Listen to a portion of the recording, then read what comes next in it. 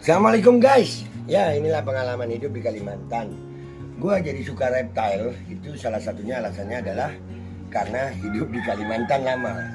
Nah, ini salah satu binatang reptil yang sering ada di Kalimantan. Namanya kalaunya buat nikam kada tahu, namanya biawak.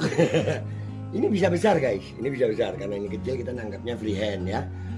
Nah, dia nggak nyakitin, dia nggak berbisa.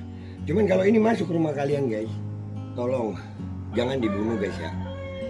Mereka juga layak hidup. Mereka dikasih nyawa sama Allah. Mereka sebetulnya sebagai penyeimbang ekosistem.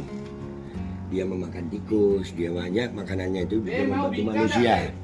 Ya, jadi tolong kalau kalian menemukan biawak seperti ini masuk rumah kalian, baik dia ukuran kecil atau besar, kalau kalian takut panggil PMK ya, panggil PMK.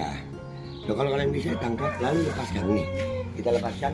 Tapi sebelumnya kita kasih tahu, wahai biawak, jangan masuk ke rumah orang ya nak, hidup sana sama bapak ibumu.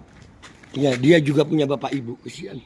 Ini bapak ibunya mencari, jaga anak-anak kalian. Ayo nak, ayo nak.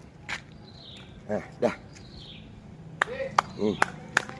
Dah anak-anak.